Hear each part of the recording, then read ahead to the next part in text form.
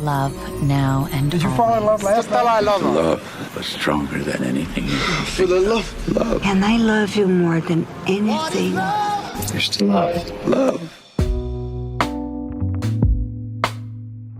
From the New York Times, I'm Anna Martin. This is Modern Love. Every week, we bring you stories and conversations inspired by the Modern Love column.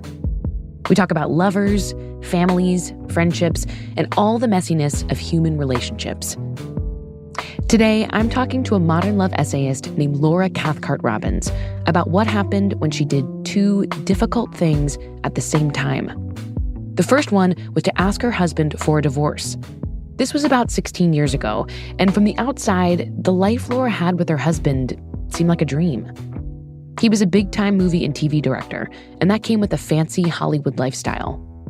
But just to get through the day in that world, Laura felt like she had to pretend she was someone else. I think the anxiety around my marriage was that I might not be the right person to be in it, and every single day that went by, I discovered more things about myself that didn't align with where I was. Laura was acting like she loved doing things she really hated.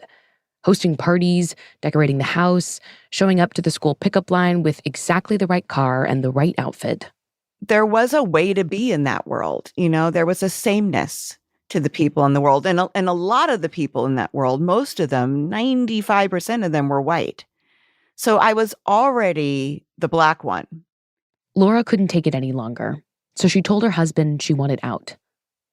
Okay, so that was the first hard thing Laura did. But like I said, there was a second thing, and that was Laura facing the fact that she had a serious Ambien addiction and that she needed help. She'd first tried the drug when her two sons were babies and she was having trouble sleeping. Right away, it had a powerful effect. For me, Ambien did something that I don't think it does to everybody. I describe it as just this complete euphoria. Floaty, warm, delicious. Back then, she took just one pill every once in a while.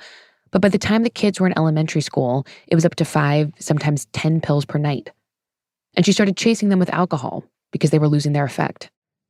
Now, Laura was struggling to be present for her kids, and she worried that her husband would try to take them from her in the divorce.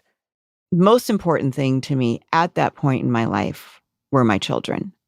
I wanted to keep and maintain that connection with them. And it was becoming more and more obvious that if I did not seek some help, I would not be able to keep that connection because I would be found out. I would be seen as an unfit mother, and it would jeopardize my custody of my children.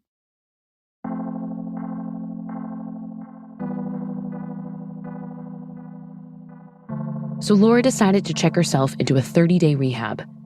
And on the way there, with her divorce process underway, Laura felt completely broken, like every part of her life had fallen apart. But she was about to meet someone who would make things better, and also way more complicated. Laura Cathcart Robbins, welcome to Modern Love. Thank you. Thank you so much, Anna. So, Laura, you decide to go to a 30-day residential rehab program in Arizona. And after you tell your soon-to-be ex-husband that you're going, he's surprisingly supportive. He flies with you. He drops you off there. Bring us into that moment, that first moment when you walk into the facility. I'm in the middle of nowhere in Arizona. And so sitting there in that lobby made it very real. Checking in made it very real. I would not be able to leave once I had been dropped off. And it was July. It was 115 degrees. I'll never forget that. Oof. It was like living in the business end of a blow dryer. It was, like, I couldn't breathe in a whole breath. I had just never been in that solid, dry heat before. I was taken by a woman, I think, to what looked like it was probably like a chapel or, some kind of rec room. And I opened the door and it's orientation. This is where the orientation is happening. And I looked around a little bit, but mainly kept my head down.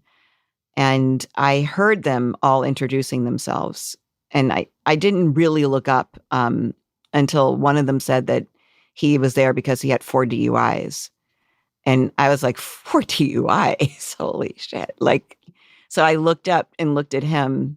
And there was a young girl who said that it was her 15th time in rehab.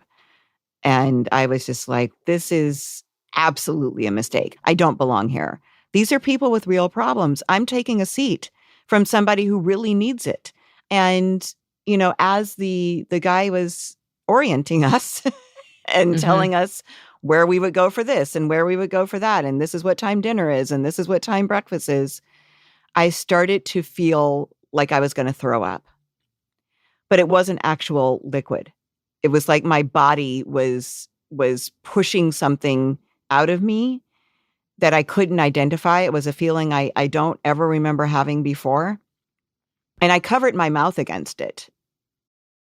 What do you think that feeling was, that thing inside you that was threatening to come out? I think it was anxiety. My addict brain was kicking and screaming, understanding that what we were there to do was remove me from the substance, right? Or remove the substance from me, however you want to look at it.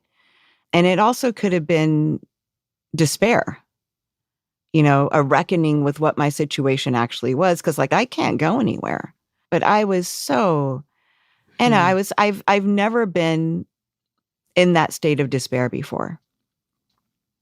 And then I was just like, I got to get out of here. So I bolted, and I remember slamming that door open and how bright it was outside and just running.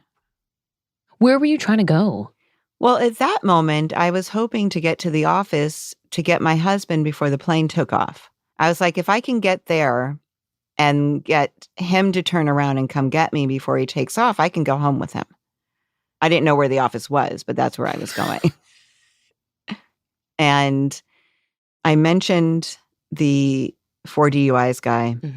Apparently, I left my jacket in there, and I heard footsteps coming after me. He caught up to me, and he's just talking to me. And he's because he was so annoying. I was like, who are you and why are you talking to me? And he was talking about, you know, how he got there and that he was there for booze, and he had 2 young daughters that he was trying to get well for. I didn't care about any of that. You were like, give me my jacket, I'm leaving. Yes, yeah. And then he walked with me I found the office. He walked with me all the way there. And I was talked into staying a few more days by the director of the facility. And the 4 DUIs guy, he's waiting there in the lobby of the office, just calmly reading a pamphlet on opiate addiction and waiting for me. And I left there, took my jacket and left, and he walked with me, and he's like, yeah, so you're staying? And I was like, for a minute, you know, for a couple days. And he's like, yeah, I hear they have a pretty good chef here. And I laughed. You know, it was a funny thing to say to someone who, I mean, I was sobbing.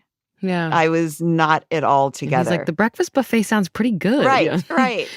And so, yeah, that was my introduction to Scott, who I later find out is Scott S. 412. We're each given patient numbers. Mine was 411 and his was 412, which means we checked in right after each other. I was going to say, consecutive. Yeah. Give me more of a picture of Scott S. 412. He's just a little bit taller than me, blonde hair, blue eyes. He was very tan, which is interesting for an alcoholic. Usually they're not in the sun that much. Interesting. And I'll just say I was not at all attracted to him. He was wearing this terrible Hawaiian shirt. It was big and boxy, and I was just like really struck by how ugly it was. But he's kind looking, Scott. His eyes are very kind. He has this ease about him, this casual vibe, which like I said, I found to be really annoying then. But it was somehow later on a source of calm for me. His demeanor. We'll be back in just a moment. Stay with us.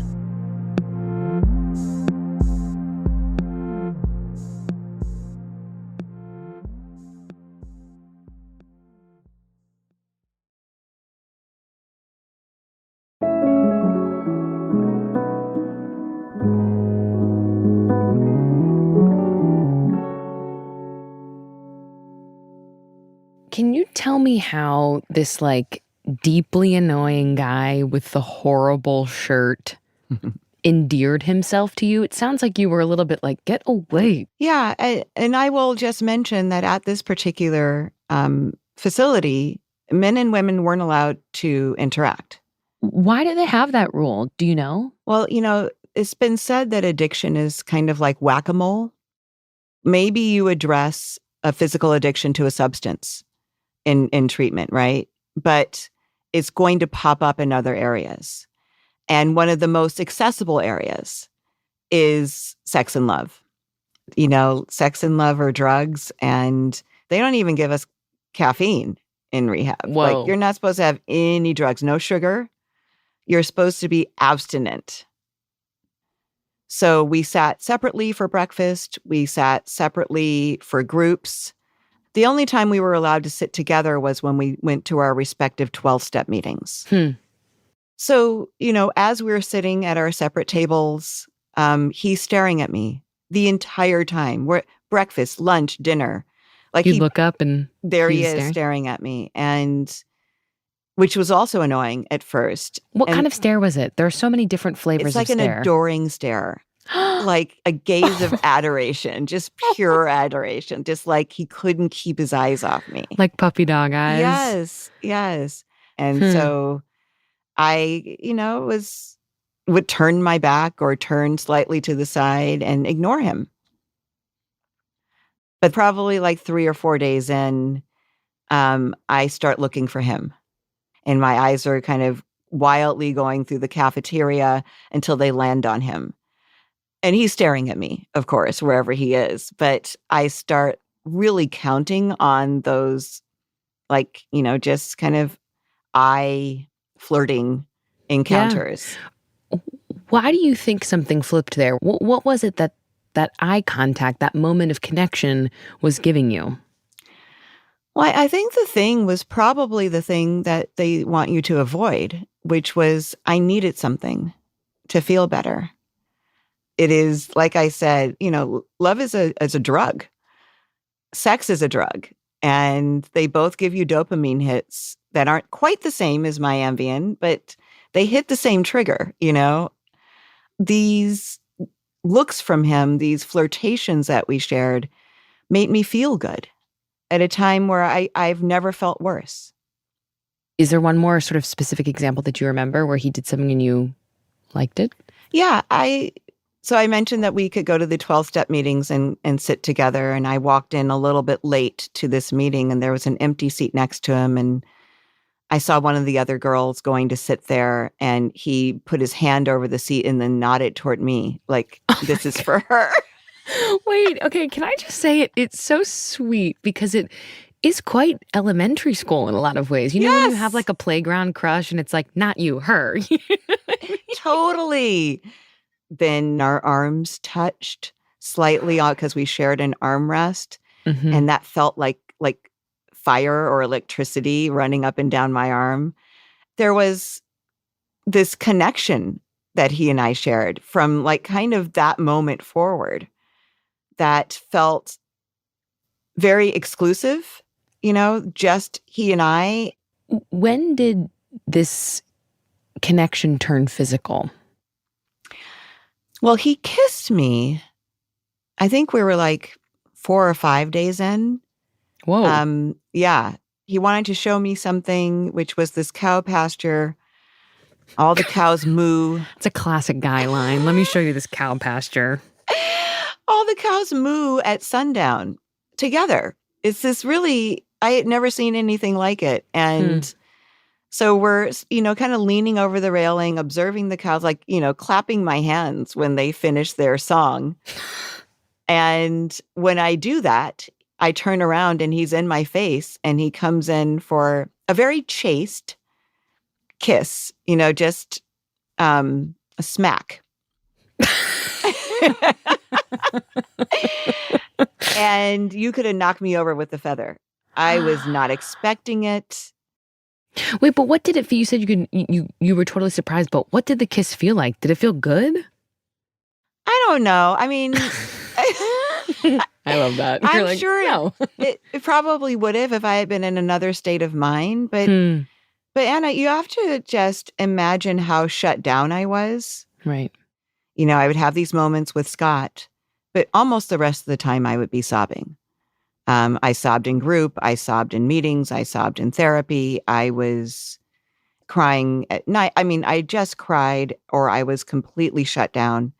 And it was all because I couldn't be with my kids. Like everything all day was to that phone call where I could call them and say goodnight to them. But then you actually got to see your kids at one point when your husband at the time brought them to visit. Can you tell me what happened then? When my kids came to visit, I was about halfway through my time there, so about 15 days in. And we had this kind of half day together, my kids and I. They looked gigantic to me. I couldn't believe how big they looked, just 15 days later. And, as we were nearing the end of this visit, my heart started to pound because I realized I was going to have to say goodbye to them, and I didn't know if I could survive that. I feel like I have an out-of-body experience at this point. I'm observing myself holding their hands, kissing them goodbye, telling them that I'm going to see them soon. They collapse, crying, "No, mommy, no. We don't want to leave you. Come with us." And I have to keep a smile. So hard to hear. Right? Oh my gosh.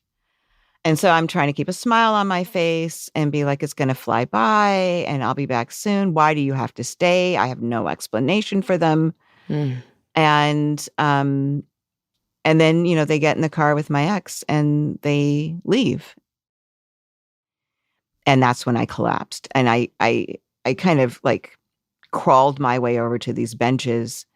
And I was just sobbing. I couldn't catch my breath. I thought I might suffocate because my tears were streaming into my mouth and nose, and I couldn't catch a breath. And then there's Scott. And so I'm on Scott S412. 412. Yes. I just have to preface it by saying that Scott was looking at going to prison if he didn't complete his time in rehab. And he did have 2 young daughters. So it was really essential that he not get written up, that he get a good report. And I'm on the women's side of the facility where he's not allowed, never allowed. And, when you watch cop shows, how people run with the guns below the car line, so they can't be seen. Yes. And that's what he's doing. He's running from tree to tree, ducking. Oh my God. And he gets next to me and we're sitting on the ground next to this bench. And I'm like, what are you doing here? And he said, I knew you'd be sad. And I just grabbed that awful Hawaiian shirt and buried my head in it. He just let me cry. I don't know for how long, but it felt like a long time. And my grief felt less heavy. I felt better, but not yay. But it was just eased enough that I felt like I could, maybe go to dinner that night in the cafeteria, maybe get through another night there. And I mean, I absolutely credit him for saving my life multiple times there. I don't know if I would have stayed if he hadn't been there waiting for me. Wow. He did not get caught. He did not. No. Look at him. The Hawaiian shirt is camouflage, interestingly, even though it is so loud. Yes. You end up kind of against all odds and certainly unexpectedly to yourself. You end up making it through the full 30 days of rehab, and it's time for you and Scott to go your separate ways. He's going back to Utah. You're going back to LA. And you get to share a taxi to the airport. Can you tell me the story of that ride? Yeah. Well, I had called in a refill for myself of Ambien that I was planning to pick up at the one CVS in Wickenburg, Arizona. You were about to leave this facility where you had detoxed painfully for 30 days. You wanted more Ambien. I wanted more Ambien. I'm an addict, so 30 days away from my drug certainly helped me get some distance from it, but it didn't stop that euphoric recall. I was telling myself the same lies that I always told myself, which was I'll just have one, and then I'll save the rest for the next time I really can't sleep or really need it. I will not take them all at once. I will not take two. I will not, I'll be different this time. I'll be different this time. Yeah. I still wanted that feeling. And I was honestly really scared that I wouldn't know how to be at home without it. But I realized as we're driving to the airport that I don't know how I'm going to pick up these pills with Scott in the car. I hadn't thought about that part. Because you don't want him to see you do it. No, I don't want him to know about it. And so there's one road that takes you from the facility to the highway that you need to take to the airport. And the CVS is on that road. Mm-hmm. And as we're approaching it, I'm just like, trying to strategize as quickly as I can. How can I leave Scott in the car? We haven't seen a drugstore, in over a month. He's going to want to go in. He's going to be like shaving cream, like gum that we haven't been able to buy.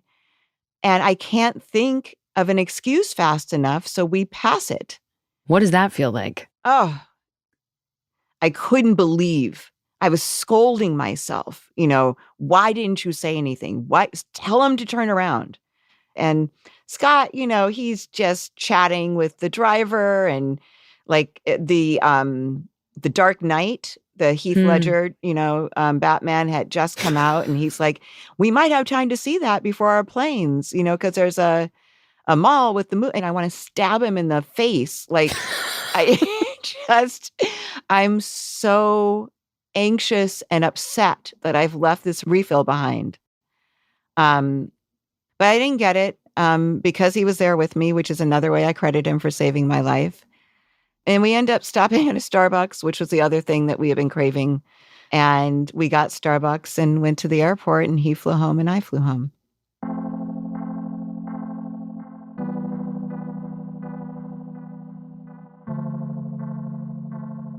What was it like to be on your own again without Scott S? It was terrifying. It was terrifying to say goodbye to him. It wasn't just him I was saying goodbye to. It had been this cocoon I'd been in for the last 30 days. And I felt at that time that the way that I got through those 30 days was because of him. And if I didn't have him with me, I didn't know how I was going to get through the next 30 days. Did you imagine you had a future together? No, I didn't see any path toward a future together at all. We'll be right back.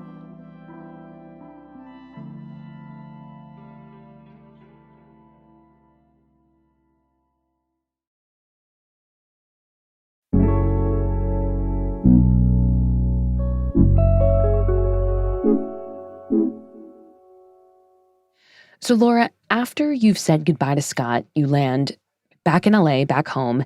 And it's around this time, too, that you and your husband have scheduled a mediation session when you're going to come together with your lawyers and decide the terms of your divorce.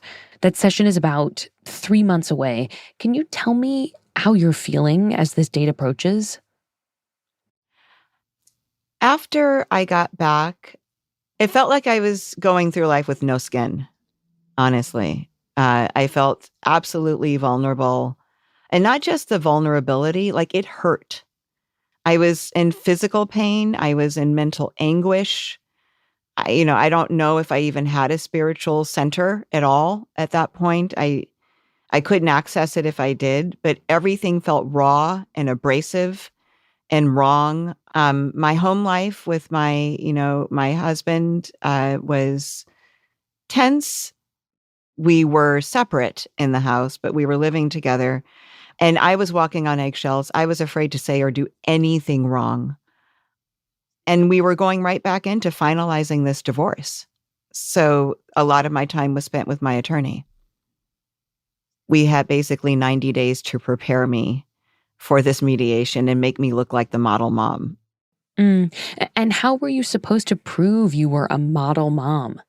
Well, she really wanted me to, she said things like, be the first one in the pickup line, when you get them from school, continue your PTA duties, make sure that you are seen.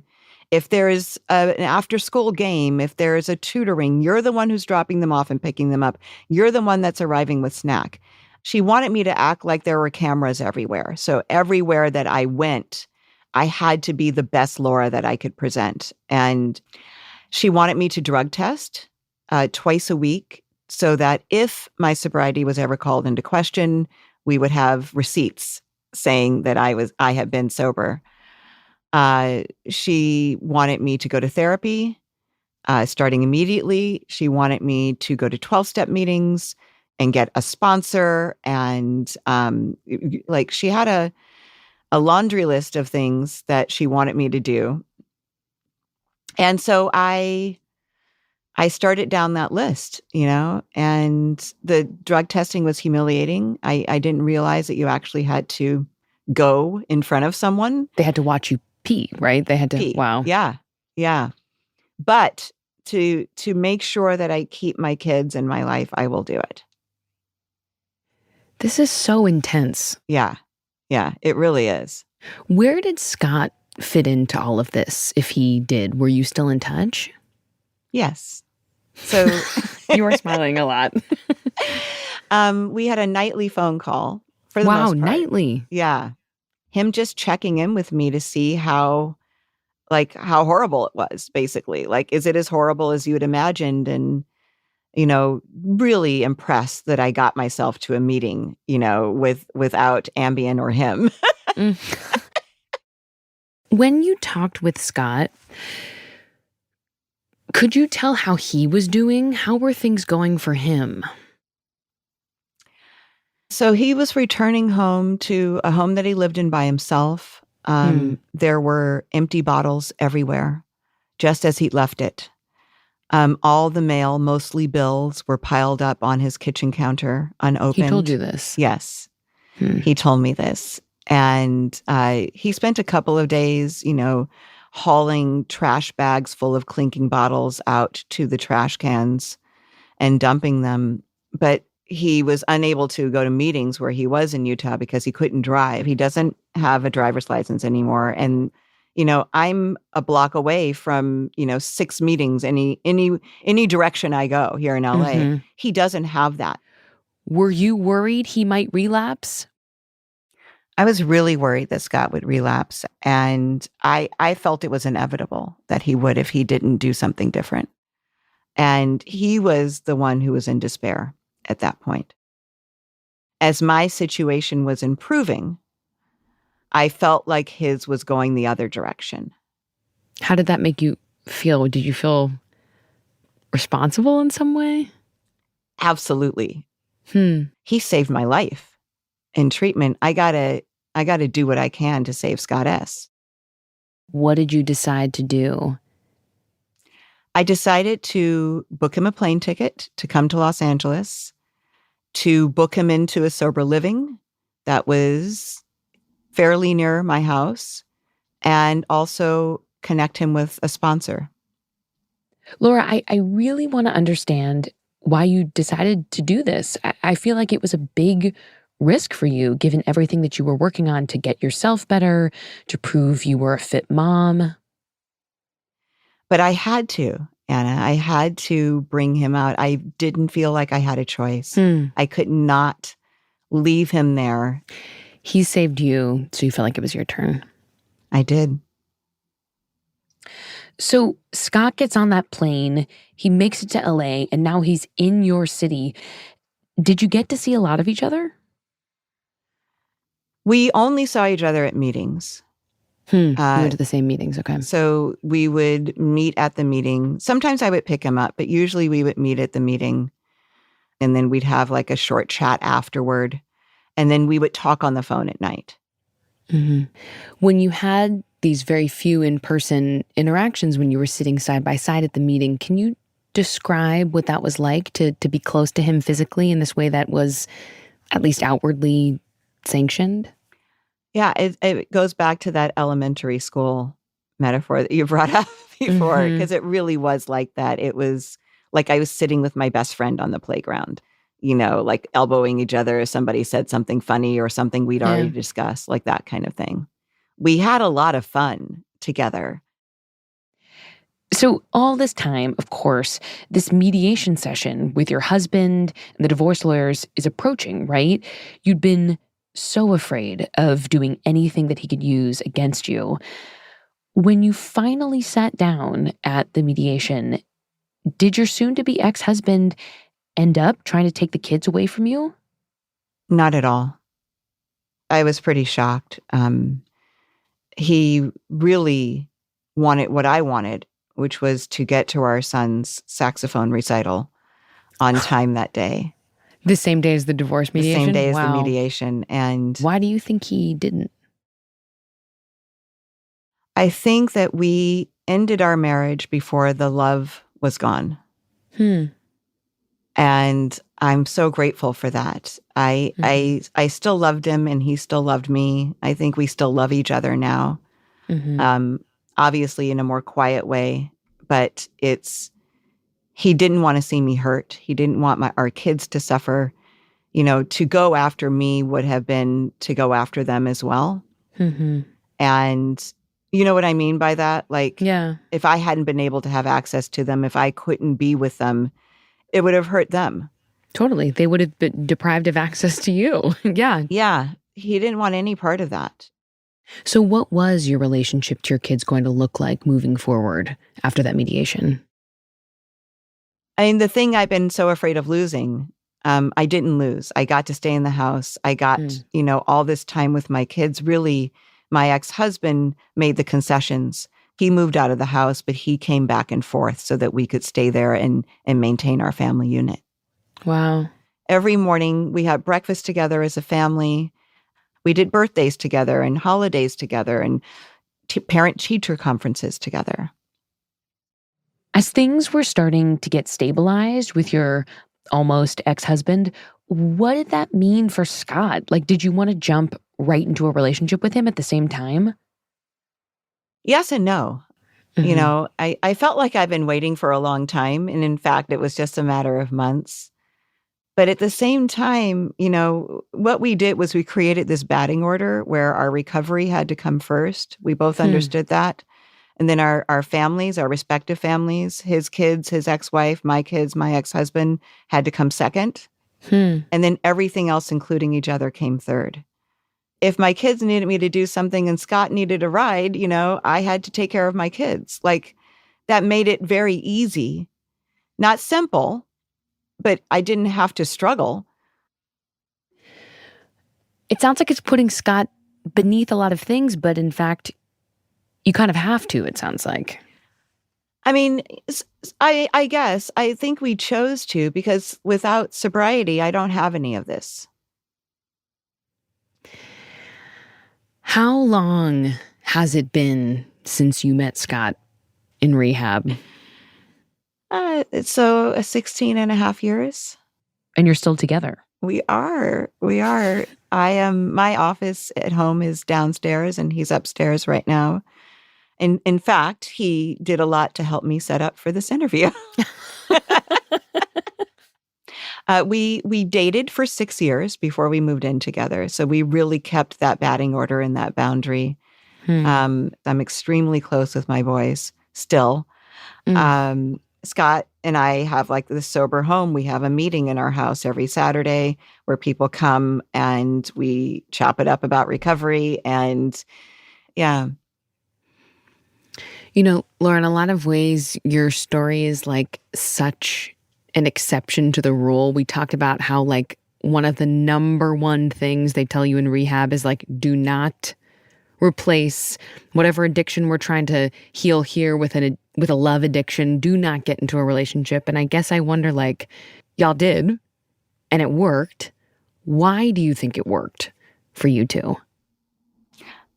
We are exceptional. I'm really aware of that. And I know that there are some people who make it for a year or two, but I don't know very many who are together 16 plus years later. And I think one of the reasons why we are where we are was, one, we were ready. We had been these other people in other relationships and been performative in different ways throughout our lives. And we were just ready to stop doing that. And I don't know if that's possible for everybody, but we made it possible for us. And how are you different in your relationship with Scott than you were with your ex-husband? I think the biggest difference in my relationship with Scott is that I don't ever feel like I'm playing a role in this relationship. Yeah. Here's the beauty of it. When I met Scott, I was the absolute worst version of myself, the version I had hid from everybody else. I was a wreck. I was ill. And I in no way was trying to impress him. He became intrigued with that person. He wanted to know more about me. And the more he knew, the more he liked. Scotty didn't fall in love with my potential. He's not banking on a better version of Laura down the line. I go through the day, as myself, whatever that looks like. And at the end of the day, I'm loved for it. Laura Cathcart Robbins, thank you so much for telling me your story. I so appreciate it. Oh, Anna, I can't tell you what this has meant to me, and thank you so much for having me. If you want to read Laura's modern love essay, which is called Marriage Made an Actor Out of Me, look for the link in our show notes. There's also a link to Laura's memoir, Stash, My Life in Hiding. Just a quick fact-checking note, we reached out to Laura's ex-husband for comment on the story. He didn't return our request. Also, before we go, we're working on our end of the year Goodbye 2024 episode. So we want to know, what was the worst date you went on in 2024? Can you tell us the story of what happened and why it was so awful? Also, what do you want to do differently when it comes to love in the new year? Please note, you do not have to be single to share your story. If you're partnered and you went on a really bad date this year, we want to hear from you too. To send us your story, and please listen carefully because these instructions have changed, record a voice memo and email it to us at modernlovepodcast@nytimes.com. That's modernlovepodcast@nytimes.com. Include your name and where you're from, and you just might hear yourself on a future episode of the show. Modern Love is produced by Reva Goldberg, Davis Land, Emily Lang, and Amy Pearl. It's edited by Lynn Levy and our executive producer, Jen Poyant. Fact-checking by Mary Mathis. Production management by Christina Josa. The Modern Love theme music is by Dan Powell. Original music by Pat McCusker and Dan Powell. This episode was mixed by Daniel Ramirez, with studio support from Maddie Masiello and Nick Pittman. Special thanks to Mahima Chablani, Nel Galogli, Jeffrey Miranda, and Paula Schumann. The Modern Love column is edited by Daniel Jones. Mia Lee is the editor of Modern Love Projects. If you want to submit an essay or a tiny love story to the New York Times, we've got the instructions in our show notes. I'm Anna Martin. Thanks for listening.